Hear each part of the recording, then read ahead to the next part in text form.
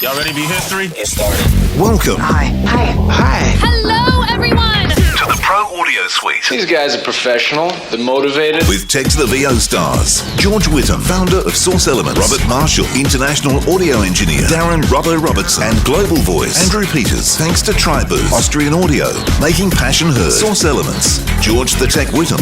And Robbo and AP's international demos. To find out more about us, check theproaudiosuite.com. Line up, ladies! Here we go. Another week without AP, but welcome to the Pro Audio Suite. Thanks to Austrian Audio, making passion heard. This is where we do miss Andrew, I'll be honest, but there you go. It's about the only time in the show we miss Andrew, really, is someone to do the intro. It's kind of worth something, I think. Yeah. We certainly love to dish on him when he's not here. I know, exactly. Yeah. A lot of people will miss his dulcet tones, I'm sure. We're just jealous, that's all. I know.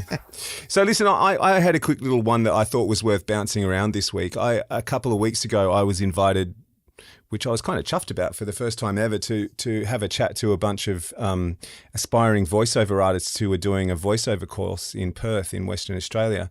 And I'd been talking about building a studio and how, aiming for the perfect room in a home studio is kind of impossible and probably not the benchmark really anyway. That, I'm kind of happy for you to send me stuff that's not quite perfect as long as you've done everything you can, and I can deal with that. And because I was talking about, please don't use plugins, please don't use gates, just send me the raw audio. And at the end, when I was taking questions, one of the kids made a really good point. It's like, well, what is acceptable? So it's sort of like, and I guess for a newbie, that's a really good question, because if you're just starting out and you're building your home studio, what am I listening for? What is acceptable? What's not acceptable? I'll take a stab a little bit at this. Mm-hmm. So I don't think there's any one like this. There's a line, this is acceptable and this isn't. But I do think you want to look at what are the most important things to fix first. Okay. Actually, these days, it is less an issue of noise and more an issue of reflections. Even though there's AI that can get rid of reflections and stuff, it's not awesome. So if you can get the room to be dead and neutral first. Next thing I think is deal with the noise, whatever it is, the humming of the refrigerator or trying to isolate stuff from the outside. And those are the primary things. I'm assuming that you're starting with a decent mic. So let's make the assumption that you're starting with a mic and a preamp that if put in the proper room, those aren't mitigating factors, and you're just dealing purely with the room. Then I think you first deal with reflections and you secondarily deal with noise. I guess we should preface that with my talk to them was about setting up a room was, all the stuff we've always talked about, find the quietest room in your house. If you've got a walk-in wardrobe that's in the middle of the house, that's better than a bedroom that's got a window to the outdoors and, all this sort of stuff. And I said to them, you don't want the most expensive mic, but you probably don't want the cheapest mic. We'd had that sort of conversation. But I think you're right. I mean, my answer to him was sort of anything that you hear that you think shouldn't be there really is what you want to try and get rid of. And the louder it is, the worse it is, Yeah, but it also depends on how you get rid of stuff. That's right. Like using a Chaotica eyeball to get rid of reflections. I use that as an example. Is like, we cured you, but we killed you. That's right. Exactly. So, well, we should say why, This product exists. Somebody made a $200 foam ball, marketed the hell out of it, got some big artists to use it, so then everybody else wants to buy one. Good for them. Yeah, but why was that invented in the first place? What problem was it actually trying to solve? So it was trying to get rid of room reflections. I believe it was its primary thing. I don't think the Chaotica eyeball was necessarily selling isolation. It was trying to deal with a better version of the reflection filters. And I'll give it this, like most reflection filters in some way compromise the sound of the microphone. They usually in some way make it tubby and weird, muffy sounding, but man, the Chaotica eyeball takes the prize on making the mic sound tubby and muffy. And I was going to say that mic that does a similar thing. It does actually change the sound of the mic. Yeah. Right. Yep. And it's like you can kind of EQ your way out of that sort of. But at the same time, I don't think that the chaotic eyeball gets rid of the worst ones in the room when you're looking at reverb, and it's the super short room reflections, the bounce right off the wall, and those things you can't separate. A long tail reverb, you can start to diminish it and cut around it, and AI is pretty good at getting rid of that stuff. But those short, super close reflections, it's really hard to separate that from the actual signal that you do want. And it's almost a phasey sound, isn't it? It's almost it's so tight, it's almost phasey. It creates what's called a comb filter. So like when you have waves that are piling on top of each other, they're called, in a small space, it's called a room mode.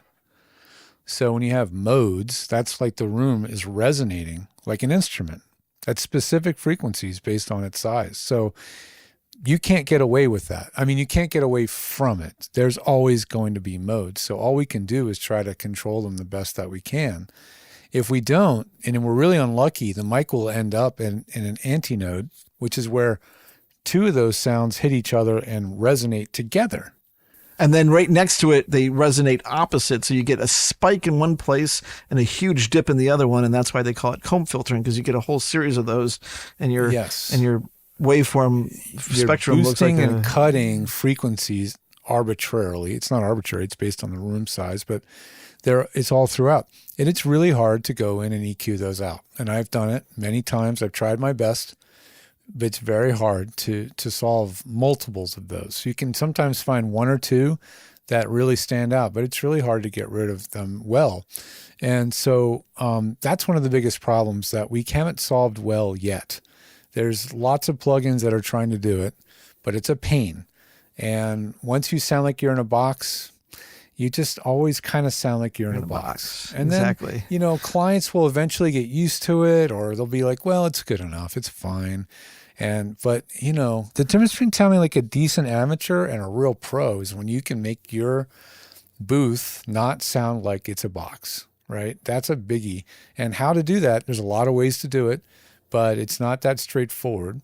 And a lot of the companies that make the products themselves don't know how to do it. Like the booths or the products themselves create more problems, even though they get rid of the big obvious one. I don't hear the long tail, but you've now just like ripped your sound into a giant comb sounding thing. And so I keep going back to do your best to get rid of coloring your sound. And what's hard for people, if they don't know what they should sound like, they don't have a reference. So unless you've gotten lucky enough to get recorded properly, you've gotten to go to a studio and recorded. And I'll give you a way of finding out what it sounds like. People will go to these studios and then think the reason they sound like that is they think it's because they're talking into a $3,000 U87 plugged into a Focusrite whatever channel strip. They think it's because they're in a studio with $1 million studio. I'm like, no, it's because the room that you're standing in is 12 feet ceiling. It's this massive space. So here's what I was going to say, George. Like, you can't get into a room like that, but you can if you're lucky enough to live in a place that has one of those moments where you're outside, but it sounds dead quiet. I've had this before, being on a mountain, for example. Yeah. Okay, that's the sound. There's nothing around you for miles. Snow on the ground, too. There's just, right. So then you sound like there's nothing that your voice is interacting with except for the voice goes out and it never bounces back. And that's the sound of nothing messing with it. If you want to try to hear it yourself, if you can find a quiet place outside, go record yourself and see how that sounds. Hike someplace, go out in the mountains. And if you have the thought, close your eyes and stop and just listen. And then have someone talk to you, or your friend, your wife, whatever, starts talking. Listen to what that sounds like. That is a room devoid of reflections and reverb and echo and resonance. So that's the hard part to do. So you have to start to learn about what that sounds like. And then when you start learning what it sounds like, then you start going, oh, geez, if I get a little closer to the mic, that seems to go away. But if I get too close to the mic, then it sounds kind of like weird. This. I'm in someone's head. Like, that's weird too. That's what's weird about mic technique, because it's not the difference between the different sound you get by changing your mic position is drastic when you only move it a few inches. And the closer you are to the mic, the less you have to make a change to make a bigger difference. Well, because Right? it's more all in sensitive. ratio. Yeah. So if you have to work your mic 4 inches away to get a good sound, you're now stuck in that sweet spot. That is where you get to play 4 inches from the mic. It's pretty Or- restrictive. It's hard, right? And depending on the mic you have, that 4-inch Yes. spot is like a 416, very narrow spot, It's a wider small, cardioid. like the size of a baseball. Maybe that's your play zone. It's small. So the better your booth is, the better it sounds, the more you can physically move around. Not just because the space is bigger, but because acoustically it's bigger. And now you can physically move back from the mic. And when you move back from the mic, now you can physically move around the mic and the sound doesn't get weird. And you can play the mic better. You can play- use the different sounds that the mic gives you to kind of lean in a bit and then lean out and have a natural sound. And if it's really good, you can even use the booth to be able to sometimes, if you're like, hey, honey, I'm coming over home, and then you come up and in a really well-tuned booth, you can almost fake distance. But in a bad booth, you get off the mic and you hear the booth. In a good booth, you get off the mic and you hear just distance or like It's off. particularly tough for video game actors, and a lot of video game work is done remotely nowadays. Yep. So a lot of them are working from home, and it's probably the most demanding kind of voiceover you can do at home, right? I mean, it's physically demanding. You're dying 1,000 Yeah. different ways. You're screaming, you're all sorts of crazy stuff, and you're trying to make it sound natural inside a booth that's 4 by 4 feet. So, George, what's your opinion of this? I was just having lunch with a friend of mine who's a very successful voice actor, and he's moving houses, and he's like, should I get a booth? And I was like, actually, I know this George Whittam who's got a Studio Bricks, and he's like, he was actually thinking about it and this and that. But, and not to not sell your booth for you, but I was like, you really got to look at this because you're going to spend the same money in a booth that you can move that sounds not great if you just hire a guy for a long weekend and get a whole lot of drywall and some metal studs and you build the booth that you want and know you can't take it with you, but it's going to be the booth that you want. And the only price difference is that you can't take it with you. And I would argue that sometimes you don't even want to take that booth with you because they're a pain in the ass to move and they're heavy and they're going to cost you money in the end to store it when you can't move it to where I you get need this it. conversation on a regular basis. I talk people out of building things. I talk people into building things, because I'll find out all these details. I mean, we're in a market in LA right now where getting anything built is going to be really hard because right now we're trying to rebuild thousands of homes that burned All the a carpenters. year and a half ago. So it's kind of a hard time. But I mean, going back to the crux of the conversation really is hardest thing to do is to learn what you're supposed to sound like. And that takes time and practice. That takes coaching. That takes people like us to give you feedback. That takes listening to yourself recorded correctly, right? Have a reference. All those things matter. And it But takes the noise understanding that it's level- not equipment.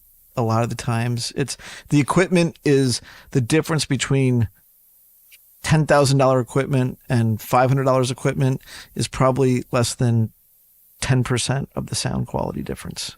Yeah, I mean, AP wouldn't like you to say that because he prides himself on using, the best of the gear that's available, and that's fine. It's like I can liken it to wine. There's very good tasting cheap wine, and there's some very expensive good tasting wine, and there's some very expensive not very good tasting wine, And it all gets you drunk.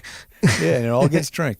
So it's like if you don't have a taste for it and you don't know what to listen for, as long as the other person who you're working with says you sound good for our job, it's probably good enough. I will also caution that where I get clients who send me a sound check and go, I just want to check because I never get complaints.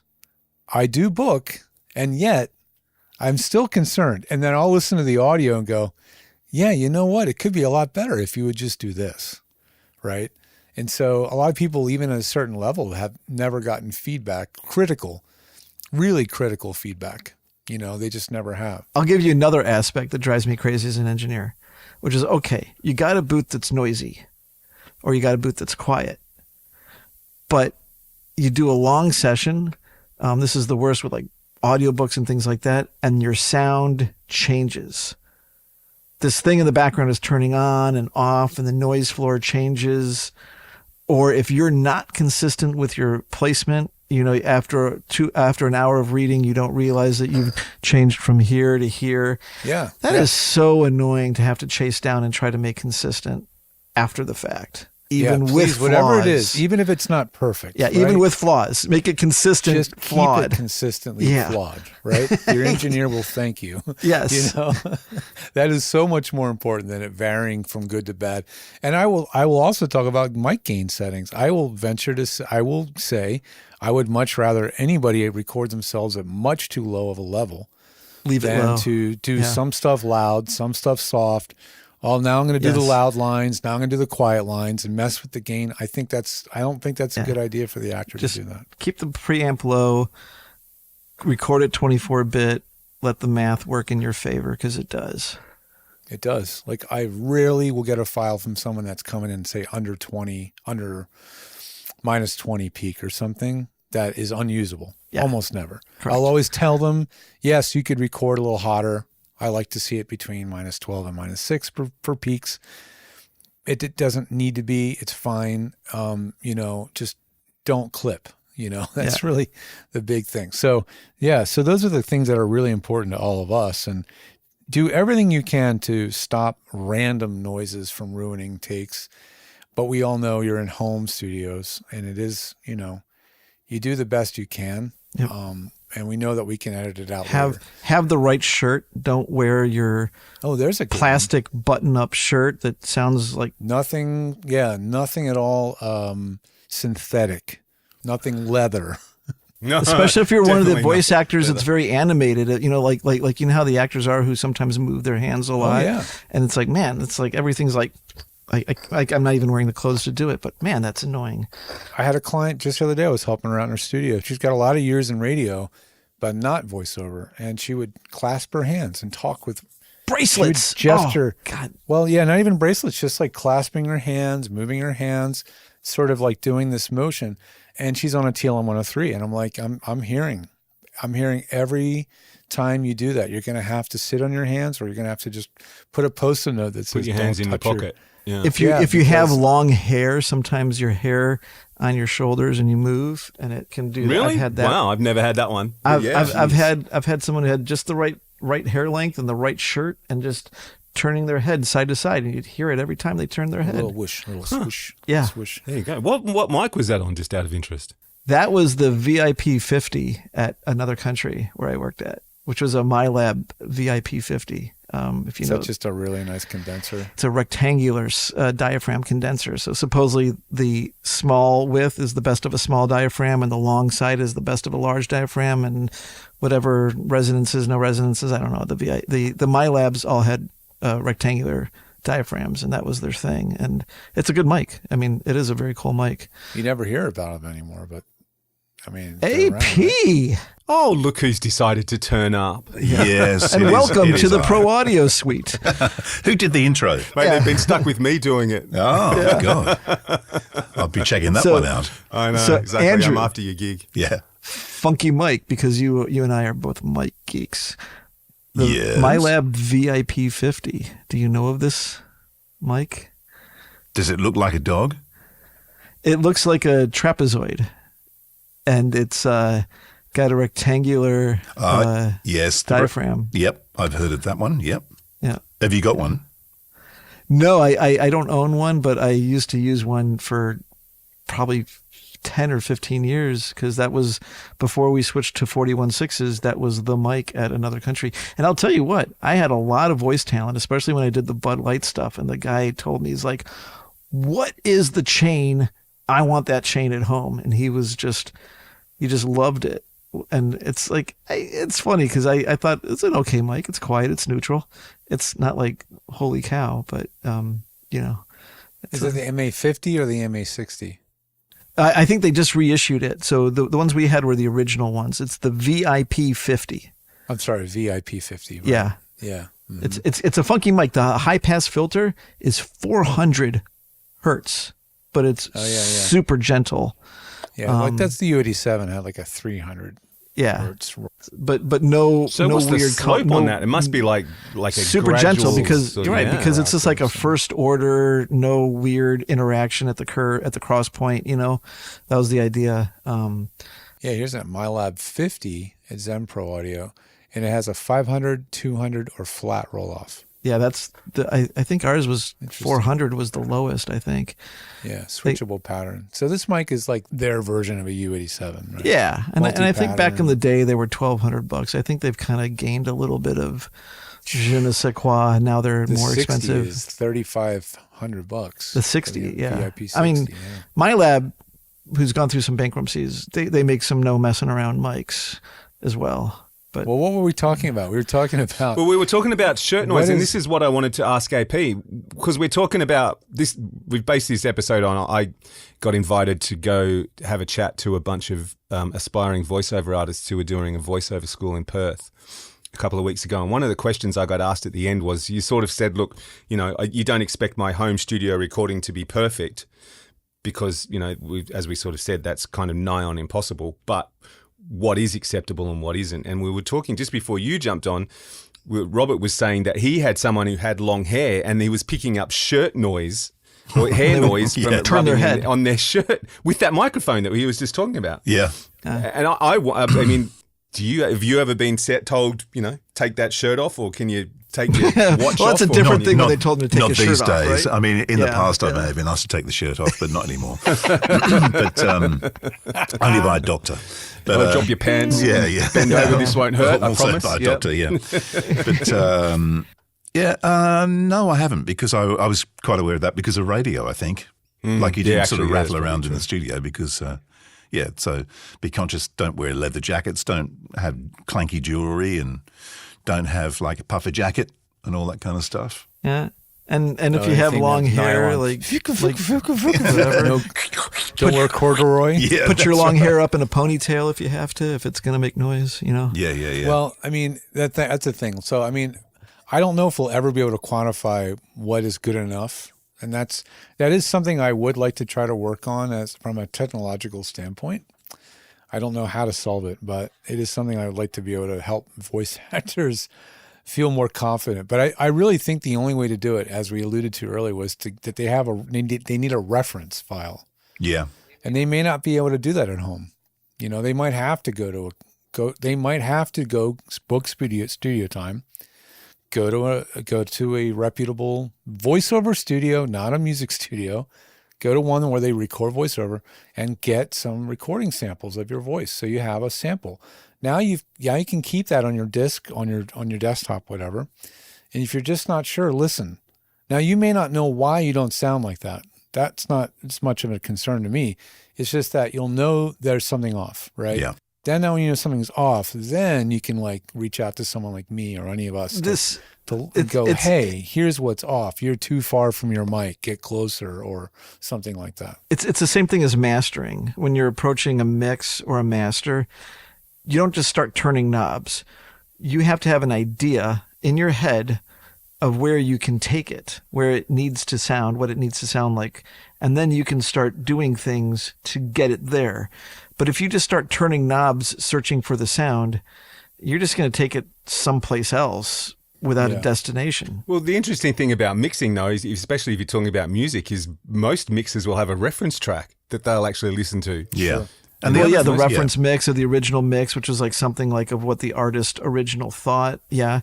But Or, also, like yeah. a lot of mixers will, they pull all the faders down to start and then start introducing. And start adding stuff. Yes, Yeah, absolutely. But I just wanted to say, George, I wanted to go back on something you said before we started recording, was when we were talking about you setting up rooms for people, is you're not actually looking for perfection either, because perfection then becomes almost in that AI vein of, my God, that's too Yeah. clean. I think that's a new thing where now a new thing. if it sounds too good, But it's relevant. What is though. this, It's very AI? relevant. Yeah, I think. yeah. Well, that too good problem is not something that really comes much with just raw recording.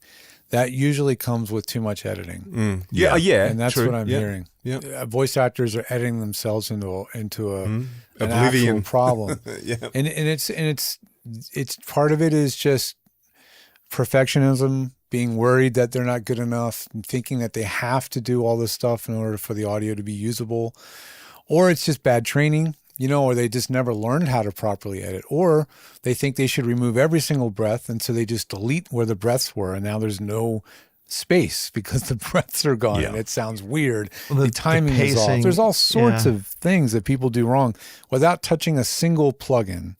They can ruin their file by just bad editing, and that's another issue. So people need to know what good editing is. But please don't edit unless you're asked to either. I mean, that would be my 5 cents. Well, when you say edit, I'm talking about literally like I'm talking about cleaning chopping up. out. Yeah, I'm talking about or like cleaning taking out. like a. Should a voice actor comp? No. 3 takes, Not comp unless together I the ask you. best 3. Send me like normally if I'm put it this way, if I'm doing a session, and we were talking about this before, I don't always do Source Connect sessions. That's certainly my preference. But when we don't, I basically tell the voiceover artist, I want you to hit record at the beginning of the session and I want you to hit stop at the end. And then I just want you to send me that file. Actually, you probably want to get them to hit save as well. And save. Yeah. Save would be a good idea. Hopefully they know that part. But it's funny. It depends. Like, so this morning, the reason I'm late is because I had a couple of sessions. So one was a self-directed one. So I just did a couple of promos, which I edit myself, comp together, send them off. And then the one I just did was a live session, directed session. So I just sent them the full file, untouched, gone. Flip. Because that's easy, because then I've got everything. There's no possible need for me to come back to you for anything because I've got it all. Yeah, and breaking news. We should do another episode on this because I made a discovery yesterday and I just did a whole session doing it. That you have a lisp. Yeah, you shouldn't fart during a session. No, I've got a leaky vowel. But Leaky vowel. no, but I used the Passport VO and phone patched into the comms and did the whole session. Yeah, we think you're you said hallucinating. this. Yeah. He made up the whole session. He dreamt it. Yeah. This is We'll not discuss supposed to that in work. another I mean, if episode. it works as a phone patch, then Apple's changed something now, and it's great that it does work because at first it couldn't work. Yeah. Well, it didn't work because I remember last year I tried when I was in Adelaide to do a session. I plugged the phone in and it just was like hashy and garbled and weird. Garbled. Like you can just about make out what they're saying, right? Like, But this was absolutely kinda- perfect. In fact, the guy at the other end who was directing the session, I said, look, I'm just trying this. It could all go pear-shaped and die because by all accounts, this should not be working, but it is. He said, oh, it sounds great here. And he was monitoring his phone. And we did the whole session. That was 45 minutes or 40 minutes. Didn't miss a beat. It was perfect. So I did it all in the booth on the Neo with the Passport VO with the phone patch into the comms. and which mic did you use? 41.6. Dude, that's And, like and the that's ultimate- without the software update from the Passport that has no software. So Yeah. That's right. So You never have to worry about the song. go figure that one. But anyway, Yeah. it worked. I don't know why, but I don't care. I don't need to know why, but I do know it new works. things to start testing. I have an older I have an iPhone 15 with older OS on it. So at some point I'll try upgrading the OS on it, and then I'll try that because maybe that's an OS thing. Maybe they changed something in the phone. it's got to be. app I mean, itself. obviously, it's not the Passport that changed. No. No, you never have to worry about that. That thing's locked in time. But So that's cool to see. Well, I at the end of the day, I think knowing what it's supposed to sound like is a huge part of it. My old pal Dan Leonard used to say whistle, what it's supposed to sound like. yep. Put it all together, you get whistle. And so you need to know whistle. And once you know whistle, you can start remembering what, referencing that, listening to it.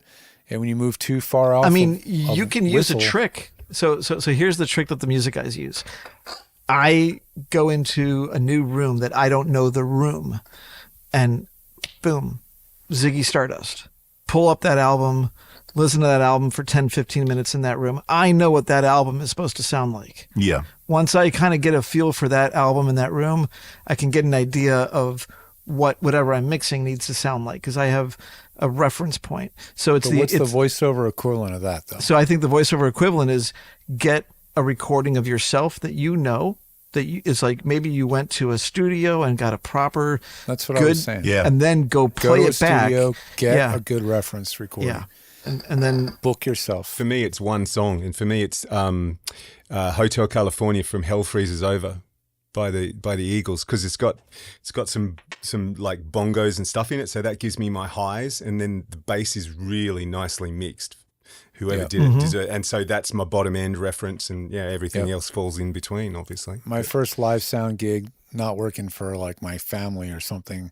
I remember the guy was playing, I think it was Brothers in Arms, Dire Straits. yeah, good. And it was just like on the system, and he was tuning the PA at this venue. You know, Yeah. and I was like, oh. PA guys do the same thing. They have their album that they know. They're going to listen to that in the room. Now I got an idea of what this room is like. Now I know how to take where to take this. Yeah. I think that's one of the first DDD recordings or something. Yeah, like yeah. that. You know, digital tape. Digital Was Brothers in Arms all D along with Englishman in New York?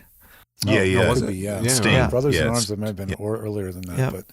but it's just a very high fidelity recording recorded by, don't quote me on the engineer was, like a Massenberg or some, you know. Yeah. It's the 'Cause one with Lady probably Riders- most of their hits. I've been on a road trip and listened to that album on repeat 5 times. Sage and I just listened to that all whole the way album on through. the way up to on Tahoe. repeat. Yeah. And I'm just like, damn, I'm hearing You that kn- song again, but you know I'll what? just keep listening. Yeah. The Brothers in Arms tune, that'll bring a tear to your eye. It's Yeah. good song. Yeah. Can I just say, Well, anyway, you need that. You know, the iPhone, I'm on an iPhone 15 and the iOS version is 18.5. Oh, so am I. I didn't upgrade to because they went from 18 to 26 just to match the generations for Mac OS. So what that would have to mean is that Apple changed their own phone app software or protocol or something, because They loosened up the phone app to be a little bit more accepting of third-party hardware than Yeah. don't know. before But or it's something. like I'm telling you, It's so useful. The It's session was big time. flawless. Can I ask you, flawless? Yeah. Vicky, is there any chance that you were calling another iPhone? Was I this have no happening idea. over? Was it happening over? What's it called? Or were you calling an office or like a commercial studio? It was a radio station. The guy was actually working from home, hence the reason we jumped on and used the phone. Could it have been a VoIP connection and not? No, what I'm saying is, if you're all both on iPhones, when you called him or he called you, did he call you or call him? He called me. I bet he used FaceTime. FaceTime. Yeah. I bet anything. I bet he did a FaceTime call. Now, you Okay, don't look. have to open FaceTime to do a FaceTime call, but if you're in contacts and the other user is also iPhone, you can choose to make that call via FaceTime, and it will seem and feel like a regular phone call, but it's actually using FaceTime. So what happens is it's a VoIP call. It's voice over IP. I'm not You sure. won't know any different. Yeah, because I'm normally I get it's something will tell me when I look at my It recent should calls. say FaceTime call, Yeah, on and your it's recents. not saying FaceTime. Well, and it would have given you a video option too. Yeah, like so to turn your definitely camera was- on. He received the call. He wouldn't have seen any different. It would have been No, he would have. I would. No, it yeah. should show up as a FaceTime call still. Yeah. Yeah. In fact, the ring is different when it rings. It's Is that- like Is that the one? Yeah. Is that the don't? no, it goes instead of like the Oh, Yeah. right. We're the effects guys. yeah. Oh man. Well, my theory out the window. But anyway, yeah, it will handle VoIPs all day long with whatever app you want to use. But for whatever reason, but that was phone calls. well, that to me is like, wow, cool. That's very cool. That is That cool. makes it much more handy. That's Oh. for sure. The fact is that I could. one more reason you should get one. Yeah, I mean, if like you're I'm playing with lucky. it again because I really just use it as like one mic in and into the computer. So doing this, then I've set it up so I've got the mic switch. I've got the 41.6, and then I've set up the 414 EB as mic 1, Yep. and then 41.6 mic 2. So I've got the choices there, but also having the phone patch is just. Man, and I was like yesterday. I was playing with my mate Pip. I rang him up and said, "Look, blah, blah, I would do some played back stuff. Perfect." Yep. So Well, guess who's saving a search in eBay for the Centrance passport? Because I'm going to keep an eye out if ever one shows up and try to get it. Yeah. Because those things are unobtainable. They are And obtainable, If you can yeah. find one, set up a search on eBay, for Centrance Passport, and if it pops up, snag it. Yeah. Because It'll be interesting to see if those start selling for more than they originally went for, like the Max. Yeah. What was your second mic in the booth before you used to have the OC18 in there, didn't you? Yeah, I've got, so if I'm working out here, then I've got the OC818 and the 416. And I've just got a radial, two mics in, one mic in, two outs. So I've got one out going into the Passport and one going out to the Mac Mini. So Andrew, what kind of mic am I on right now? What does this sound like? This is Robert's question in the morning. Is this the one you're talking into or the one you're sitting on? Yes, that's right. Well, I won't even make the crude joke I was thinking of. But no, the one I'm talking to you on right now. How does this? What kind of mic is this? It sounds like a dynamic to me. Yeah, it technically is a dynamic. What specific type of dynamic do you think this is? How do I sound? How do I sound? I reckon it's definitely a dynamic. In fact, I'll do this for you. Ready? Compared to this, how do I sound on this? Oh, that's awful. Compared to how do I sound on that? That second one was the Sheps, I reckon, the headphone mic. Yes. Yeah, it's horrible. It's a $1,500 horrible mic. Yeah, and so, that's right. You pay more to make it even worse. Yeah, and so this crazy. one, what is Robert on right now? What kind of mic could this be? I think it's like a drum mic. No, it's a ribbon mic. Ah. It's a little $200 ribbon I know the mic. one. You showed me that. When we were on a call a couple of weeks ago. Yeah. Yeah. It's the Royer ripoff. No, it's not that one. That's a stereo mic. This is just this is Apex 10 or 205, I think. Yeah, Apex 205. It's just a $200 ribbon mic, and it was funny. Yeah, at the beginning of the session, I played, "What would you like, this or that?" And Robbo is like, "Definitely that." And not, not that. And do not give me this. Yeah. Yes. Yeah. Well, I mean, there's always, regen, but, Yeah. Yeah. There is always regen. You're gonna synthesize me. That was, we were saying earlier, that's a threat.